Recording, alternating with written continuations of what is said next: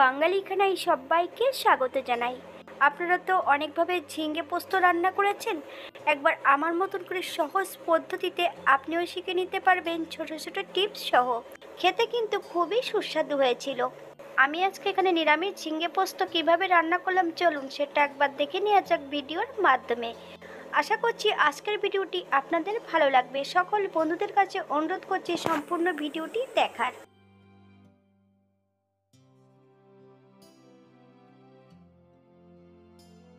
এখানে আমি বেশ কিছুটা ঝিঙে, একটা টমেটো আর একটা আলু নিয়েছি।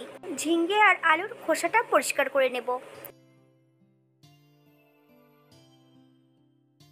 ঠান্ডা জলের মধ্যে 15 থেকে 20 মিনিটের জন্য ভিজিয়ে রেখে দেব। ঝিঙের যদি তেতো ভাব থাকে রান্নার পরে, তাহলে ঝিঙের তেতো ভাবটা লাগবে না।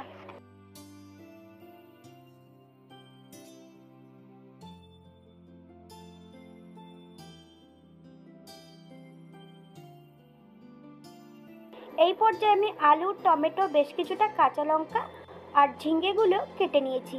আপনারা আপনাদের পছন্দ মতন সবজিগুলো কেটে নিতে পারেন।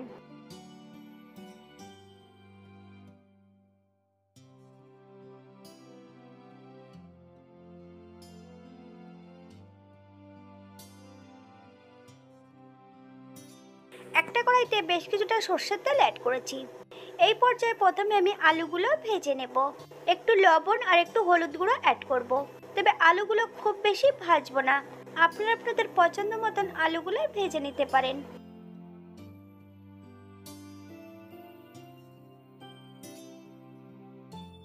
বাঙালি রান্না ঘরোয়া উপকরণ দিয়ে আপনাদের যদি রান্নাগুলো পছন্দ হয় তাহলে চ্যানেলটি সাবস্ক্রাইব করে দিয়ে পাশে থাকবেন। পাশে থাকা বেলটি বাজিয়ে দেবেন, নইলে নিত্য নতুন রান্না নোটিফিকেশন পাবেন না। আমার চ্যানেলে এমন ঝিঙে পোস্ত রেসিপি দেওয়া আছে, আপনাদের যদি ভালো লাগে তাহলে চ্যানেলটি ঘুরে একবার দেখে নেবেন।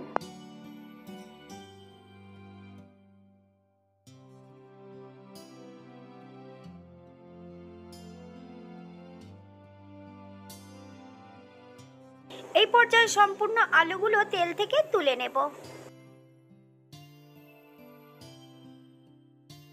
একই তেলে আমি ঝিঙেগুলোও ভেজে নেব। তবে লবণ আর হলুদ কিন্তু এখন আর অ্যাড করব না, শুধু তেলের মধ্যে ঝিঙেগুলো হাই ফ্লেমে ভেজে নিতে হবে।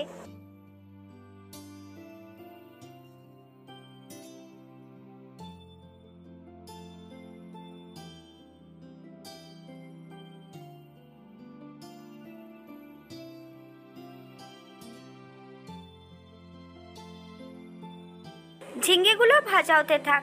অপর দিক থেকে বেশ কিছুটা পোস্ত বেটে নেব। আমি এখানে গোটা পোস্ত নিয়েছি 2 চামচ।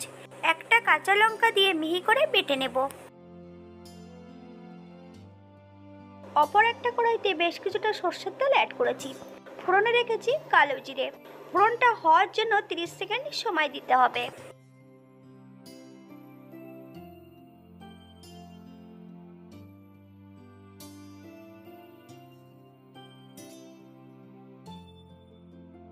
দুটো কাঁচা লঙ্কা আর টমেটো কুচিগুলো অ্যাড করে দেব। হাই ফ্লেমে বেশ কিছু সময় ভেজে নিতে হবে, অথবা যতক্ষণ কাঁচা গন্ধ বেরোচ্ছে টমেটো থেকে ততক্ষণ বেশ ভালো করে ভেজে নেব।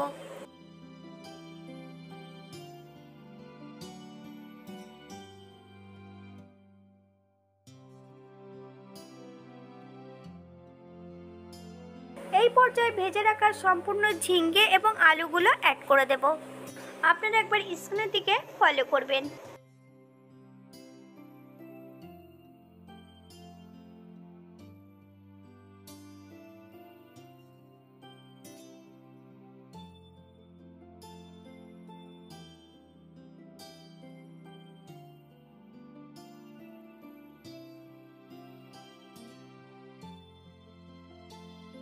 এই পর্যায়ে অ্যাড করব বেশ কিছুটা সজনে ডাঁটা। আমি এখানে ছোট ছোট টুকরো করে কেটে নিয়েছি। তবে সজনে ডাঁটাগুলো আমি গরম জলে কিন্তু ভাপিয়ে নিইনি, এমনি আমি সজনে ডাঁটাগুলো কেটে সবজির মধ্যে অ্যাড করে দিয়েছি। বেশ ভালো করে ঝিঙের সঙ্গে সজনে ডাঁটা দিয়ে ভেজে নেব।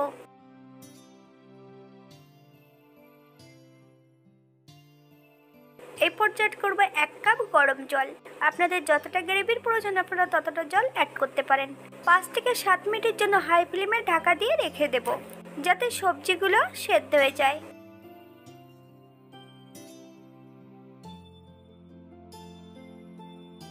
7 মিনিট পর এই পর্যায়ে অ্যাড করব হাফ চামচ লবণ, হাফ চামচ হলুদ গুঁড়ো,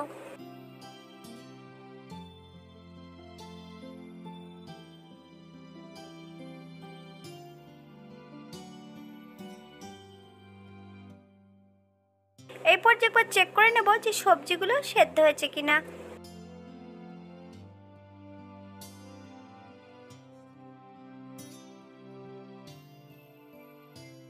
1 চামচ চিনি অ্যাড করব। আপনারা যদি পছন্দ করেন তাহলে পরিমাণে বাড়িয়ে দিতে পারেন। তবে চিনি অ্যাড করার পর 2 থেকে 3 মিনিটের মতন হাই ফ্লেমে রান্না করে নিতে হবে।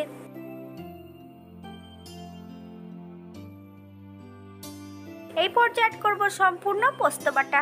বেশ কয়েকটা কাঁচা লঙ্কা আমি ভেঙে অ্যাড করে দিয়েছি। আপনারা যদি পছন্দ করেন তাহলে পরিমাণে বাড়িয়ে দিতে পারেন।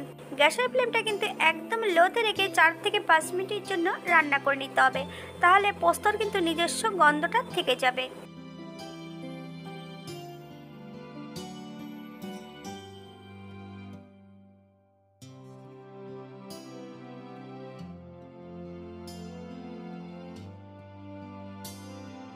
পাঁচ মিনিট পর এই পর্যায়ে অ্যাড করব 1 চামচ কাঁচা সর্ষের তেল।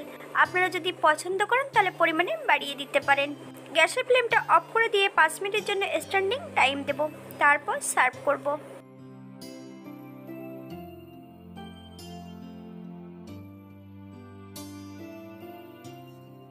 এটা দেখতে যেমন ভারী সুন্দর হয়েছে, গরম ভাতে খেতে কিন্তু অসম্ভব ভালো। আপনারা যে কোনো নিরামিষের দিন একবার তৈরি করে নিতে পারেন। যারা পেঁয়াজ রসুন খাবেন তারা অবশ্যই অ্যাড করতে পারেন।